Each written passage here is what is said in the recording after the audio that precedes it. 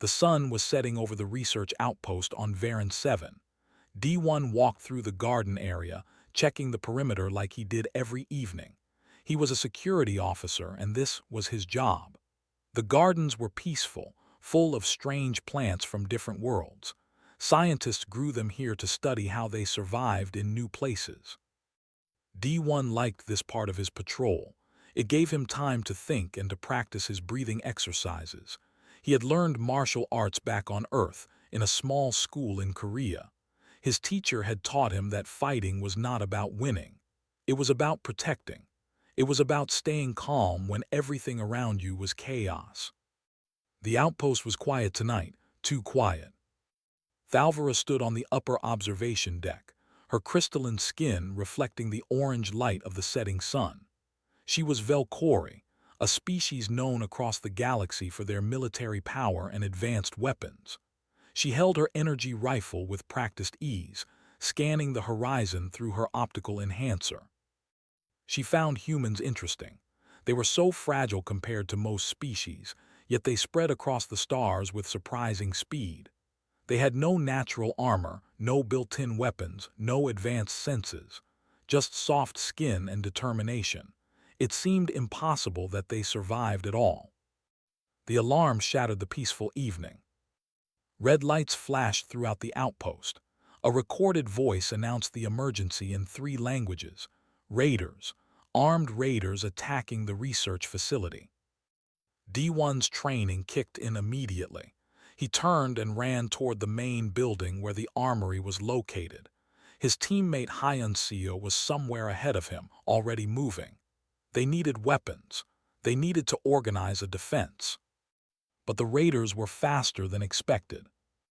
An explosion rocked the pathway between the gardens and the main building. Rubble fell, blocking the route. Smoke filled the air. D1 stopped and coughed, his eyes watering. He heard footsteps behind him, heavy boots on stone. He turned and saw 4 raiders emerging from the smoke. They wore mismatched armor and carried energy weapons that hummed with deadly power. Their faces were covered, but D1 could see their body language. They were confident. They thought he was an easy target. The lead raider pointed his weapon at D1. He spoke in broken Galactic Common, the language most species used to communicate. Down on ground now. Thalvara saw the situation from her position. Her rifle was already aimed. She could take 2, maybe 3 raiders before they returned fire, but the 4th would likely shoot the human. It was not an acceptable outcome. She prepared to fire anyway. Then D1 did something unexpected. He raised his hands, but not in surrender. He took a deep breath and stepped forward. The raider fired a warning shot. The energy blast hit the ground near D1's feet, but D1 did not stop. He moved with strange, flowing steps, not fast but smooth, like water moving around rocks. The lead raider fired again, this time aiming for D1's chest. But D1 was no longer where the raider expected. He had shifted to the side, his body turning. The shot missed by inches. Thalvara watched, her finger frozen on the trigger. What was this human doing? D1 closed the distance. The raider tried to adjust his aim, but D1's hand came up and struck the weapon, pushing it away. In the same motion, his other hand struck the raider's wrist. The weapon fell. Before the raider could react, D1 swept his leg and the raider hit the ground hard. The second raider charged with a blade. D1 turned, used the raider's momentum against him, and sent him stumbling into a garden planter.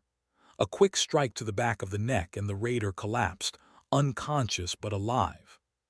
The 3rd and 4th raiders attacked together. Thalvara tensed. This would be difficult even for a trained Velkori warrior. But D1 moved like he was dancing. He ducked under one blade, redirected a punch, and used one raider to block the other. His strikes were precise, not wild, not brutal. Each one targeted a specific point. Pressure points, Thalvara realized. He was disabling them, not killing them. Within minutes, all 4 raiders were on the ground, disarmed, unconscious or groaning in pain. None of them were dead. D1 stood there, breathing hard but steady. He checked each raider, removing their weapons and restraining them with quick efficiency. Then he touched his communication device. "This is D1. Garden sector clear. 4 raiders detained. Need backup for prisoner transport." Other security teams arrived soon after. The attack was repelled across the outpost. The raiders had tried to steal research equipment, but the defense held. A few injuries, but no deaths. The outpost had survived. Thalvira came down from her observation post. She walked through the garden until she found D1. He was sitting on a bench, wiping blood from a small cut on his forearm. It was not his blood. She stood there for a moment, trying to find the right words in human language. "You fought without weapons," she finally said. Her voice was melodic but strange, like crystals chiming together. D1 looked up at her. He had seen Valkyrie before, but never this close. Her skin really did look like living crystal, shifting colors in the fading light. "Yes," he said simply. "You could have been killed."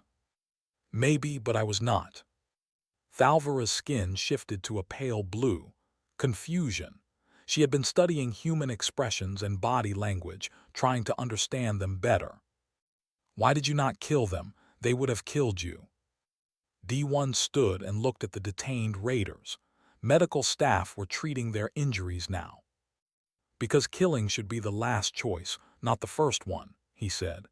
"They made bad decisions, yes, but bad decisions do not always mean someone needs to die."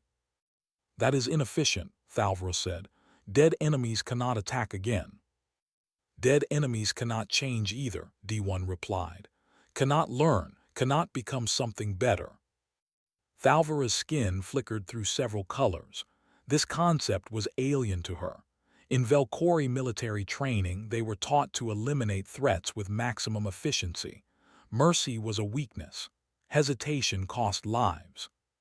But this human had shown no hesitation. He had been faster, more precise, more effective than raiders with weapons. And he had done it all with just his hands and his training.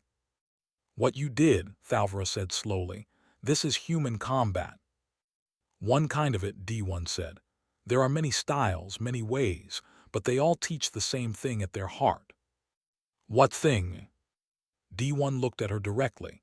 His eyes were kind but serious. "Strength is not about how much you can destroy," he said. "It is about how much you can protect without losing yourself." Thalvira's skin shifted to deep purple. She did not know what that color meant in human perception, but in Valkyrie physiology, it meant her entire worldview had just been challenged. She watched D1 walk away to file his report. Her mind replayed the fight over and over. The way he moved. The way he chose restraint over brutality. The way he protected without becoming a monster himself. For the first time in her military career, Thalvira wondered if her people had been wrong about something fundamental. And she needed to understand what this human knew that her entire civilization had forgotten. 3 days passed after the raid. D1 returned to his normal routine: morning exercises, security patrols, evening reports. The outpost was being repaired. The raiders were in custody, waiting for transport to a proper judicial facility. D1 was practicing in the small training room near the security quarters. It was early morning before most people woke up. He moved through his form slowly, breathing with each movement. These exercises were meditation as much as physical training. The door opened. D1 did not stop moving. He had heard the footsteps approaching. Crystalline feet made a distinctive sound on metal floors. "You are here every morning," Thalvira said. "Yes," D1 replied, finishing his movement before turning to face her. "Do you need something?" Thalvira's skin was pale green. Uncertainty. She had been thinking about this conversation for 3 days. In Valkyrie culture, asking for knowledge was admitting weakness, but her curiosity was stronger than her pride. "I want to understand," she said, "what you did during the raid, how you fought." "You want to learn?" D1 asked. "No, yes, I do not know. Thalvara's skin flickered between colors. Velkori warriors use weapons, technology, superior firepower. What you did was, she searched for the word, primitive. Primitive can still be effective, D1 said without offense. Would you like me to show you? Thalvara hesitated, then nodded. Good, D1 said. But first you need to understand something. This is not about fighting. It is about balance, control, knowing yourself. That sounds like philosophy, not combat. They are the same thing, D1 said. Come, stand here. Over the next hour, D1 showed Thalvara basic stances. How to breathe, how to stay centered. Thalvara was strong, that was clear. Velkori were naturally more powerful than humans, but she held herself rigid, stiff, like a statue. You are fighting against yourself, D1 said. Feel the movement, do not force it. This is inefficient, Thalvara said, frustrated. Why move slowly? In combat, speed is essential. Speed without control is just panic, D1 replied. Learn it slow, then you can do it fast. Thalvara tried again. Her skin shifted to dark orange, frustration, but she continued.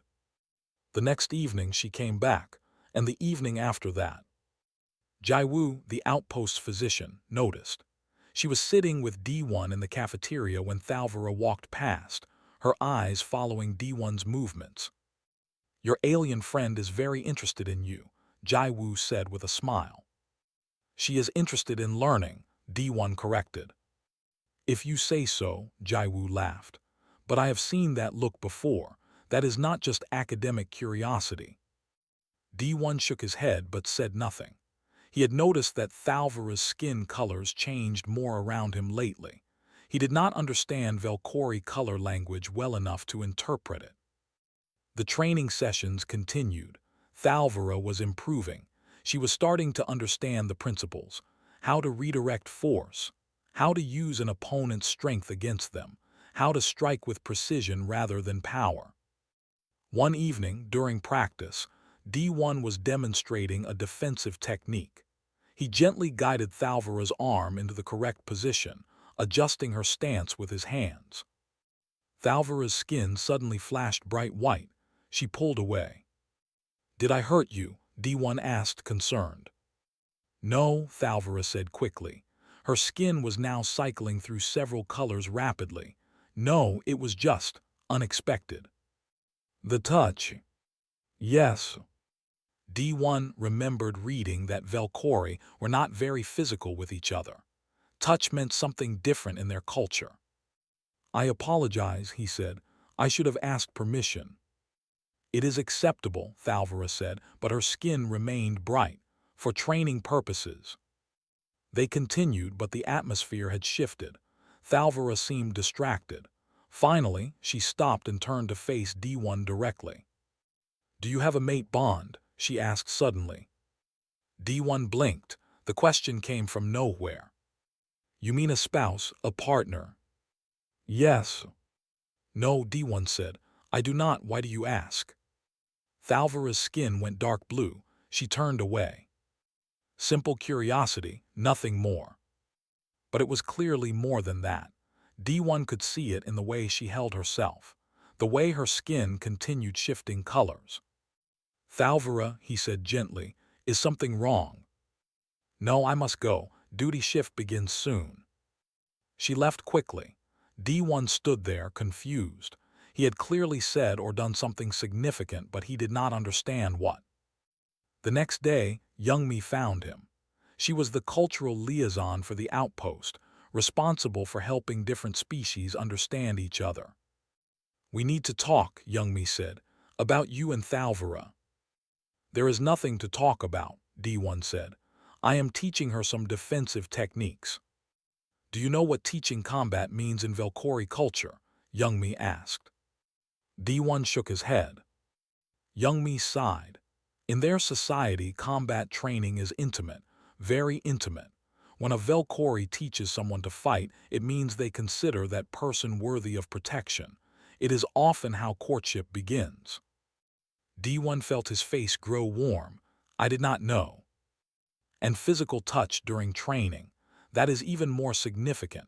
You have basically been courting her by their cultural standards. That was not my intention, D1 said quickly. I know, but intentions and perceptions are not always the same thing. Youngmi smiled sympathetically. The question is, what do you want to do about it? What do you mean? Do you have feelings for her? Because I think she has feelings for you. D1 sat down. He thought about Thalvira, her dedication to learning, her sharp intelligence, the way she asked questions, always wanting to understand deeper, the way her skin shifted colors when she was thinking hard about something. I do not know, he said honestly. Maybe, but she is Velkori, I am human. Our cultures are very different. Different does not mean impossible, Youngmi said, but you should be clear about your intentions before someone gets hurt. That evening, Thalvira came to the training room again, but she seemed distant, formal. We should discuss training parameters, she said stiffly. Establish proper boundaries. Thalvira, D1 said, I learned something today about what training means in your culture. Her skin went pale. I see. I did not know, D1 continued. I did not mean to mislead you or make you uncomfortable. You did not mislead me, Thalvira said quietly.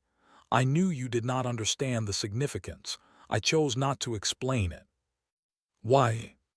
Thalvira was silent for a long moment. Her skin shifted through many colors before settling on a soft silver. Because I wanted to know, she said finally, what it would feel like to train with someone who saw combat as protection rather than conquest, someone who valued restraint as much as strength. She looked at him. Someone like you. D1 felt something shift in his chest. Understanding, recognition. I am honored, he said, truly. But, Thalvira asked, hearing the hesitation in his voice. But I am also scared, D1 admitted. This is new territory for both of us. I do not want to make mistakes that hurt you. Thalvira's skin shifted to warm gold, relief, understanding. Then we will be careful, she said. We will move slowly, like you teach in training, learning each step before moving to the next. D1 smiled. That sounds wise. Will you still teach me? Thalvira asked. If you still want to learn. I do, she said, her skin brightened. Not just fighting techniques. I want to understand your philosophy, your way of seeing the world. My people value power and technology, but watching you I see something we have lost. What is that? Wisdom, Thalvira said simply. The wisdom to know when not to use power. That might be more valuable than any weapon. They began training again, but everything felt different now. More intentional, more aware. They moved around each other carefully, respectfully, learning not just techniques but each other. And somewhere in the back of D1's mind, a small voice wondered where this path would lead. Into something beautiful, or into complications neither of them could predict. Only time would tell. The warning came at midnight. A solar storm was approaching Varan 7, a massive one. All personnel needed to evacuate to the central shelter immediately. The reinforced structure could withstand the radiation and electromagnetic pulses. The rest of the outpost could not. D1 grabbed his emergency kit and headed for the shelter with everyone else. The corridors were crowded. Scientists carried data devices. Engineers hauled equipment. Security personnel helped those who moved slowly. Inside the shelter, it was cramped. Over 200 beings from 15 different species, all pressed into a space designed for comfort, not efficiency. The storm would last at least 3 days, maybe longer. D1 found a spot near the east wall. Hyun Seo was already there, along with other security staff. Thalvira arrived shortly after with other Velkori personnel. Her superior, Velnara, was with her. Velnara was older, her crystalline skin etched with patterns that marked rank and experience. The first day was bearable. People organized themselves, established routines, found ways to pass the time. But by the second day, tempers grew short. Too many people in too small a space. Too much time with nothing to do but wait. Thalvara sat with He-Rin, another Velcori officer. They spoke quietly in their own language, a sound like wind through crystal chimes. But D1 noticed Thalvara kept glancing in his direction. He-Rin noticed too. She said something sharp. Thalvara's skin flushed darker. "You cannot hide it," He-Rin said, switching to Galactic Common. "Your colors reveal everything." "I am not hiding anything," Thalvara replied. "You are drawn to the human, the security officer, D1. Thalvara's skin shifted through several colors. She could not deny it. "It is inappropriate," He-Rin continued. "Cross-species bonding is rare among our people, and with a species that fights with primitive methods, it could damage your standing, your career." "His methods are not primitive," Thalvara said defensively. "They are sophisticated, refined over centuries. There is wisdom in them that our weapons technology has made us forget." "Wisdom?" He-Rin's skin flashed skeptical yellow. "Or are you simply attracted to something exotic, different?" "It is more than that," Thalvara said quietly. "When I watch him, I see something our people have lost: balance, restraint, the understanding that true strength is not about domination." "Those are pretty words," He-Rin said, "but reality is harsher. If you pursue this, you will face questions, judgment. Is this human worth that?" Thalvara looked across the shelter at D1. He was talking with Sangwoo, his closest friend. They were laughing about something. D1's laugh was warm, genuine. It made her skin shift to soft gold without her conscious control. "I do not know," Thalvara admitted, "but I want to find out." Across the shelter, Sangwoo was asking D1 similar questions. "So what is happening with you and the tall crystalline woman?" Sangwoo asked with a grin. "Her name is Thalvara," D1 said. "That is not an answer." D1 sighed. "I do not know what is happening. We are learning about each other, training together, talking." "And you have feelings for her?"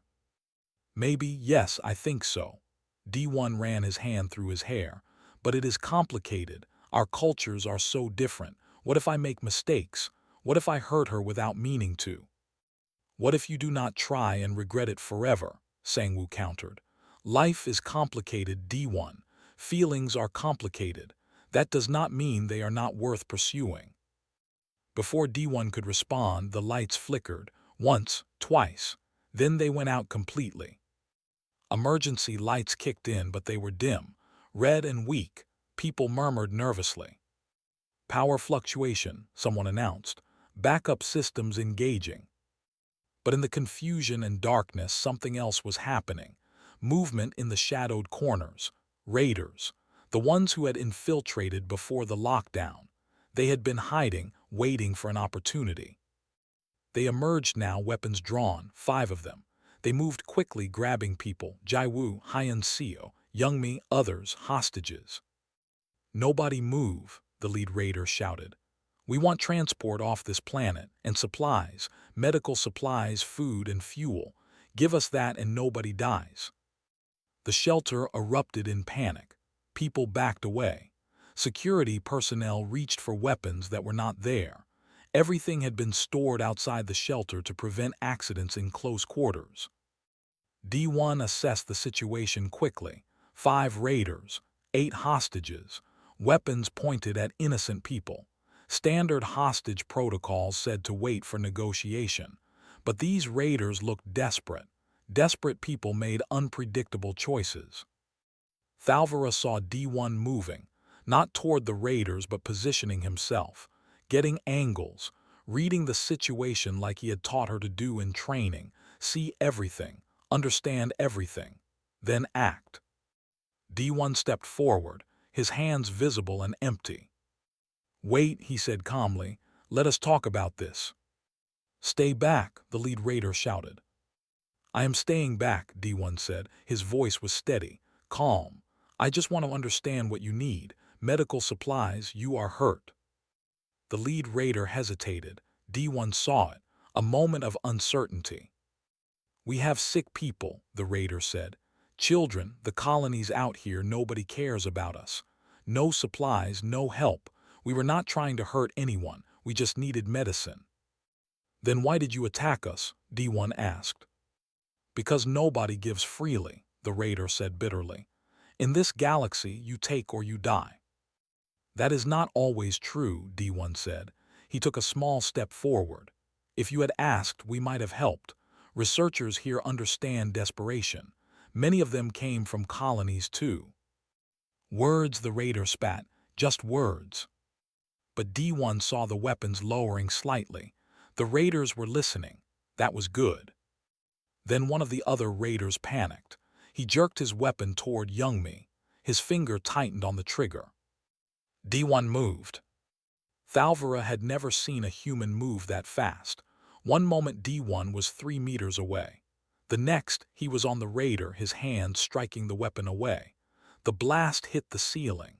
Then D1 was moving again, flowing like water between the raiders. A strike to disable a weapon arm, a sweep to take down another raider, a precise hit to a pressure point. The hostages dropped to the ground, trained to get out of the line of fire. The lead raider tried to aim at D1, but Thalvara saw what D1 was doing. He was using the other raiders as shields, controlling the space, making it impossible for anyone to get a clear shot without hitting their own people. Within seconds, 3 raiders were down. The 4th tried to run. D1 grabbed a fallen weapon, not to shoot but to throw. It hit the raider's legs. He fell. The lead raider was the last one standing. He aimed his weapon at D1's head. His hand was shaking. "Do not," D1 said quietly, "please." "I have to," the raider said, "for my people." "Then you will die too," D1 said. "And your people will have no medicine, no supplies, no hope. Is that what you want?" The raider's weapon shook harder. "Put it down," D1 said gently. "Let me help you the right way." For a long moment, nothing happened. Then the weapon lowered. The raider collapsed to his knees. "They are dying," he sobbed. "The children are dying." D1 knelt beside him. "Then let us save them together." Security personnel moved in, securing the raiders, but carefully, gently. Jaiwu immediately began treating the raiders' injured companions.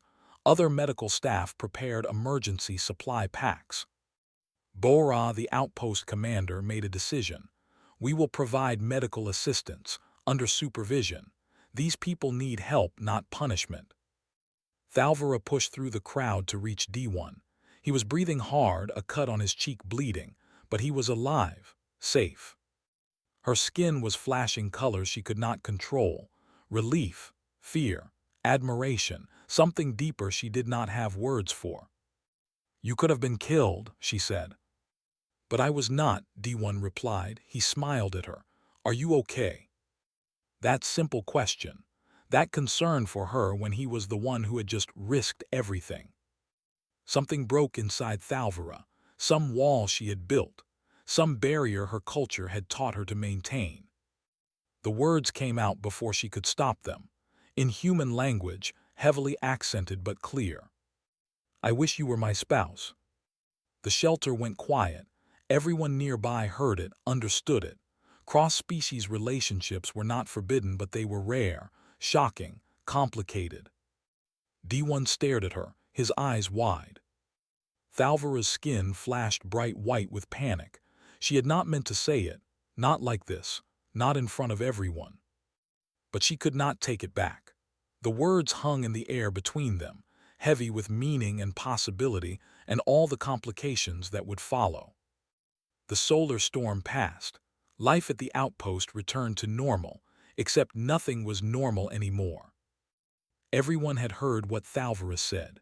Word spread through the outpost like fire through dry grass. The Velcori officer who wanted the human security guard as her spouse. It was all anyone talked about. D1 noticed the stares, the whispers, people watching whenever he walked past. He tried to focus on his work, but it was difficult. Thalvara avoided him. For 3 days she changed her schedule to make sure they never crossed paths. She took different routes through the outpost. ate at different times. Her training sessions stopped. On the fourth day, Velnara summoned her. Thalvira entered the commander's office, her skin carefully neutral gray, professional. "Sit," Velnara said. Thalvira sat. Velnara was silent for a long moment, studying her. Finally, she spoke. "The Velkori High Command has contacted me," she said. "They have been monitoring your performance here. They are impressed. They want to offer you a position." Thalvira's skin brightened slightly. A position with high command was a great honor. It was what every Velkori officer worked toward their entire career. "However," Velnara continued, "they have concerns. Your recent behavior has been noted. Your association with the human, your emotional display in the shelter." Thalvira's skin dimmed again. "High Command believes in discipline, control, logic," Velnara said. "Emotional attachments, especially cross-species ones, are viewed as compromising. If you accept this position, you must maintain proper standards, proper focus." "I understand," Thalvira said quietly. "Do you?" Velnara asked. "This position would place you at the center of Velkori military operations, strategic planning, fleet coordination. You would be gone for decades. No personal relationships, no distractions, just service to our people." "When must I decide?" Thalvira asked. "You have 6 days. Then the transport arrives to take you home for the promotion ceremony. If you board that transport, you accept the position and everything it requires." Thalvira left the office feeling hollow. 6 days. The opportunity she had dreamed about her entire life. But the cost was suddenly much higher than she had imagined. D1 learned about the situation from Bora. The outpost commander had called him in for what she described as a private conversation. "Thalvira has been offered a major promotion," Bora said. "It is a great honor for her people." "That is good," D1 said. "She deserves recognition for her skills." "It would require her to leave, for a very long time." D1 felt something sink in his chest. "I see." "Do you have feelings for her?" Bora asked directly. D1 thought about lying, about making it easier, but Bora deserved honesty. "Yes," he said, "I do." "Have you told her?" "No, after what happened in the shelter I wanted to give her space, time to think." "Time is something you do not have much of now," Bora said gently. 6 days until her transport arrives." D1 nodded slowly. 6 days to figure out something that felt impossible to solve. That evening he finally found Thalvira. She was in the observation dome, staring up at the stars. Her skin was shifting colors constantly. She did not notice him approach until he was beside her. "May I sit?" he asked. Thalvira's skin flashed surprise, then settled into uncertain blue. "Yes." They sat in silence for a while. The stars above them were strange and beautiful. So many worlds, so many possibilities. "I heard about the promotion," D1 said finally. "Congratulations." "Thank you. It is what you have worked for, yes." "Yes," Thalvira's voice was quiet. "My entire career has been leading to this moment." "Then you should take it," D1 said, though the words hurt. "You should not give up your dreams." "What if my dreams have changed?" Thalvira asked. She turned to look at him. "What if I want something different now?" "Because of what you said in the shelter?" D1 asked carefully. Thalvira's skin flushed bright with embarrassment. "I should not have said that, not in that way, not in front of everyone." "Did you mean it?" The question hung between them. Thalvira's skin went through several colors before settling on honest silver. "Yes," she said, "I meant it. Watching you in that moment, the way you risked yourself to protect others, the way you showed mercy even to desperate raiders, the way you found another solution when violence seemed inevitable." She paused. "I have been trained my whole life to value strength, power, decisive action, but you showed me something different, something I did not know I was missing." "What is that?" D1 asked softly. "Compassion," Thalvira said. Strength that does not need to prove itself. Power held in check by wisdom. You embody principles my people have forgotten in our pursuit of technological advancement. D1 felt warmth spreading through his chest, but also fear. I have feelings for you too, he admitted. But Thalvara, this promotion is your life's work. If you gave that up for me, you would eventually resent me. I could not bear that. And if I take it, I leave you, Thalvara said. For decades, by the time I returned, you would have moved on, built a different life, and I would have missed the chance to know what we could have been together. There is no good answer, is there? D1 said. No, Thalvara agreed, just difficult choices. They sat together under the stars, both aware that time was running out. 6 days. It felt like nothing and everything at the same time. The next 2 days passed too quickly. D1 threw himself into work. Thalvara did the same. They saw each other occasionally, exchanged small smiles, but did not speak about the approaching deadline. On the 6th day, Thalvara made her decision. She sought out D1 in the training room. I am taking the position, she said without preamble. D1's heart sank, but he forced himself to smile.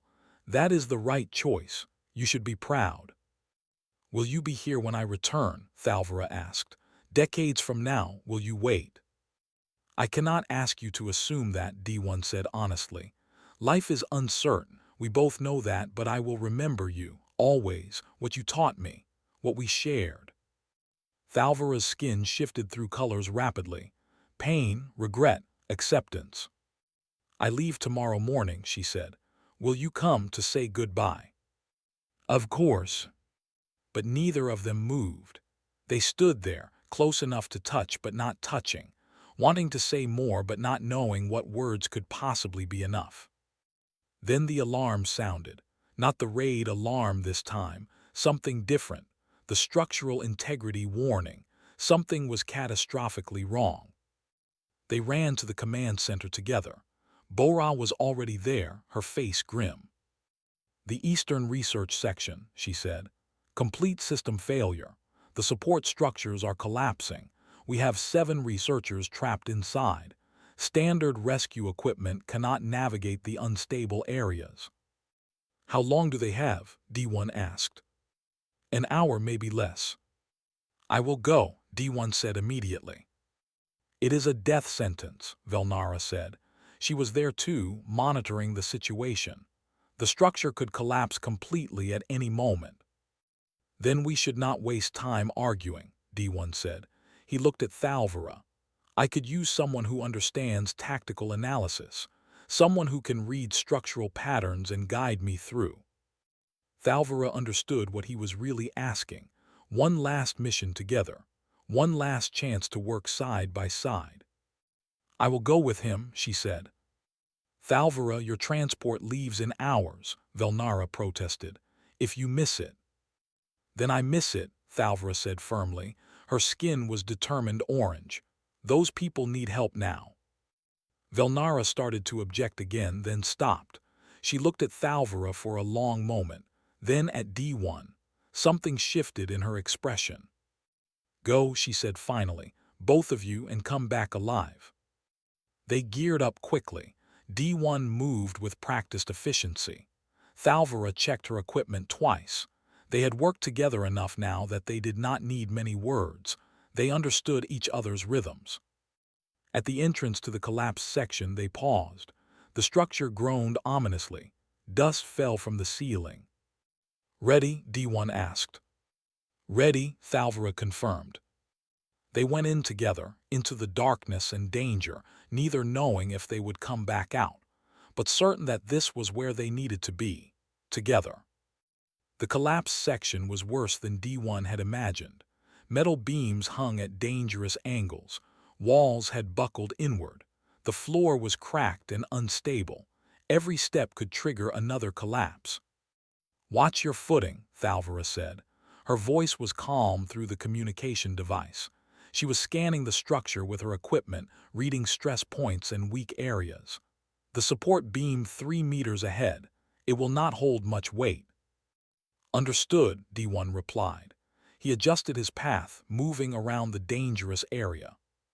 They could hear voices deeper in the wreckage, frightened voices calling for help. D1 counted at least 5 different people, maybe 6. "We are coming," he shouted. "Stay calm, stay where you are." The path forward was blocked by fallen equipment, too heavy to lift, too large to climb over safely. "There is a ventilation shaft to your left," Thalvora said, checking her scanner. "It leads to the research bay where they are trapped." D1 found the shaft. It was narrow, very narrow. He would have to squeeze through. "I will go first," he said. "Guide me." "The shaft has damage 30 meters in," Thalvora warned. "You will need to climb down 3 levels, then horizontal for 20 meters. "Can you fit through?" D1 asked. Thalvora looked at the shaft. Velkori were taller than humans, broader in the shoulders. It would be difficult. "I will manage," she said. They entered the shaft. Darkness closed around them. Emergency lights flickered weakly. The metal was hot from damaged power conduits nearby. D1 moved carefully, feeling his way forward. Behind him, he could hear Thalvora following. She was struggling with the tight space, but she did not complain. 20 meters to the drop point," she said, her voice tight. The structure groaned. Something shifted. Dust and small debris fell around them. "Keep moving," Thalvora said urgently.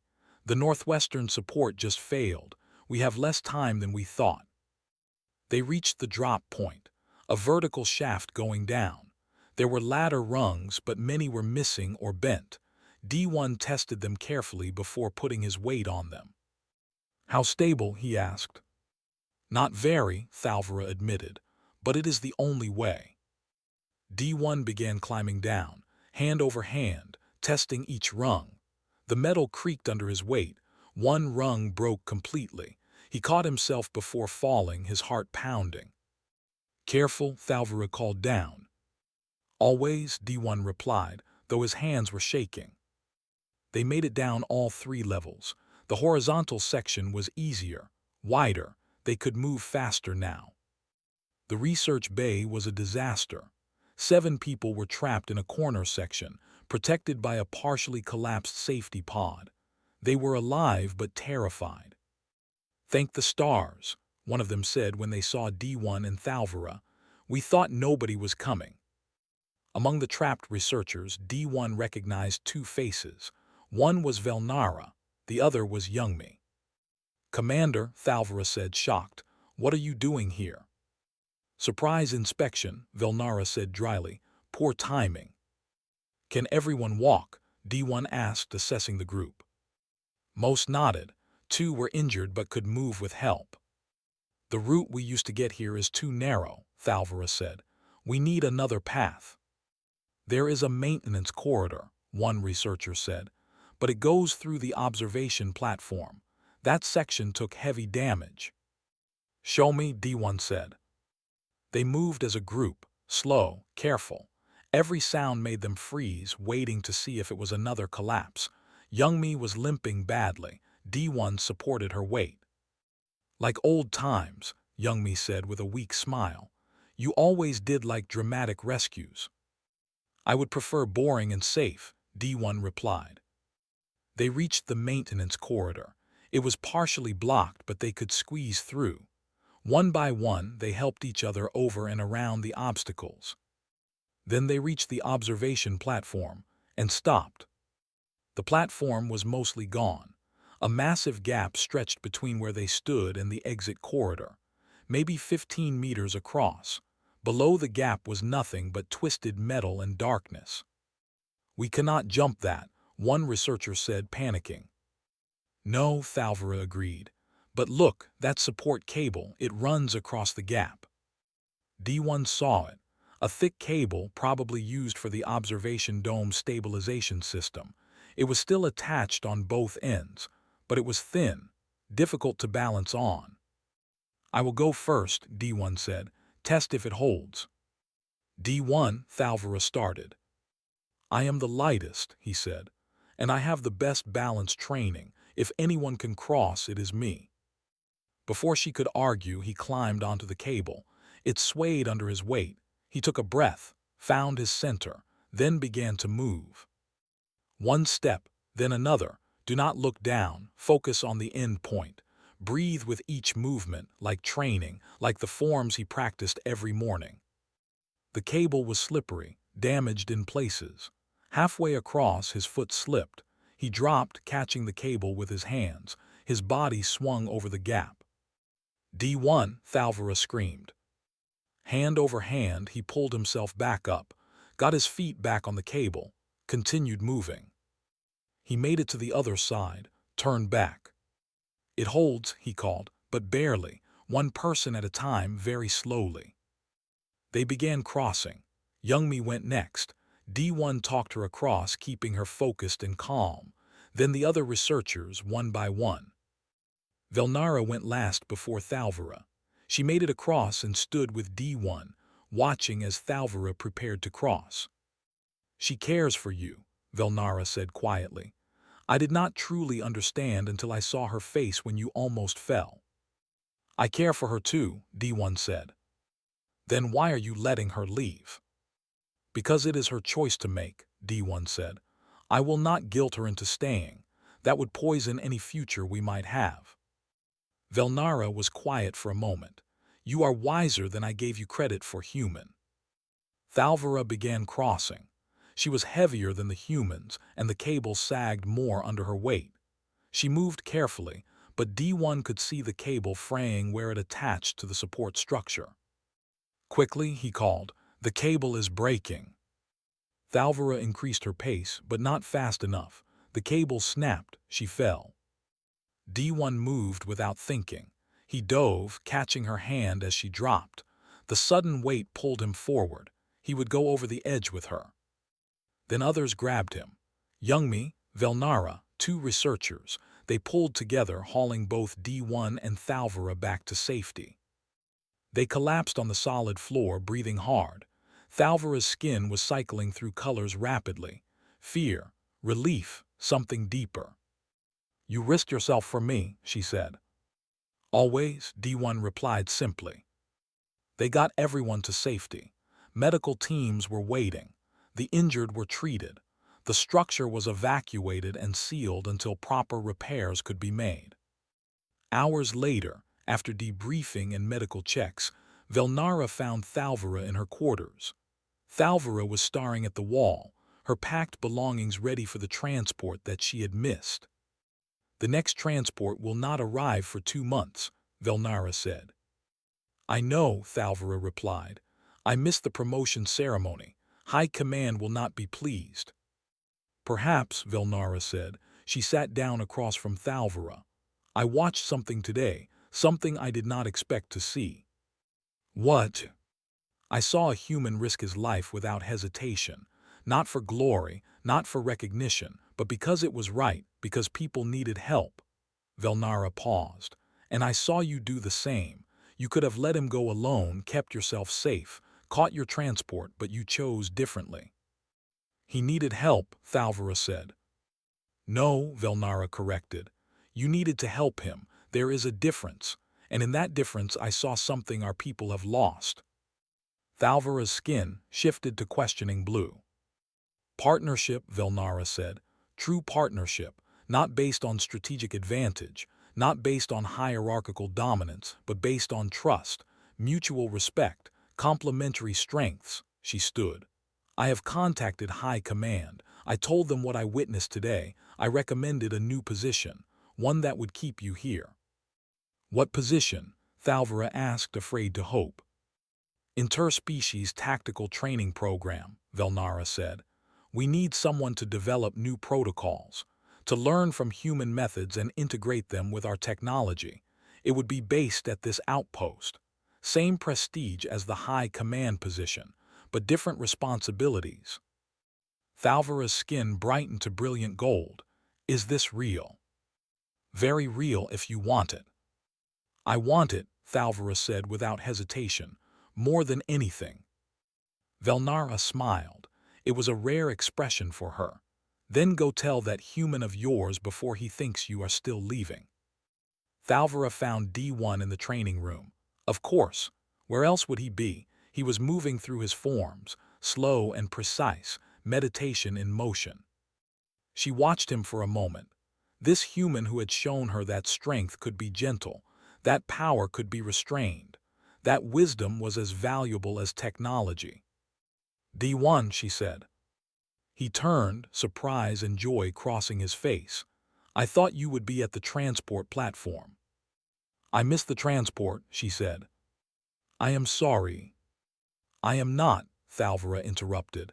I have been offered a different position, here, creating an interspecies training program. D1's eyes widened. Here you will stay. If you will still have me, Thalvera said. Her skin was vulnerable silver. If you still want to explore what we could be together. D1 crossed the distance between them. He took her hand carefully, respectfully. The way she had taught him was appropriate in Velcori culture. Teach me more, he said softly. Teach me about your people, your culture, your world. I want to know everything. Thalvera's skin shifted to warm rose. Joy, deep, genuine joy. Only if you teach me more as well, she said. Teach me everything your people know about being strong without being cruel, about protecting without dominating, about loving without losing yourself. Then we will teach each other, D1 said, for as long as you want. Forever might not be long enough, Thalvera replied. They stood together in the training room, two beings from different worlds, different cultures, different ways of seeing the universe, but finding common ground in the space between, in the understanding that true strength was not about how much you could destroy, but how much you could build, together. Outside, the stars of Varan 7 shone bright, and in that distant corner of the galaxy, something new was beginning, something that would eventually teach the entire Velcori civilization what one human and one curious alien officer had discovered in a small outpost. That the most powerful weapon was not the one you held in your hand. It was the one you built in your heart: compassion, understanding, love. And those weapons could change not just individuals, but entire worlds.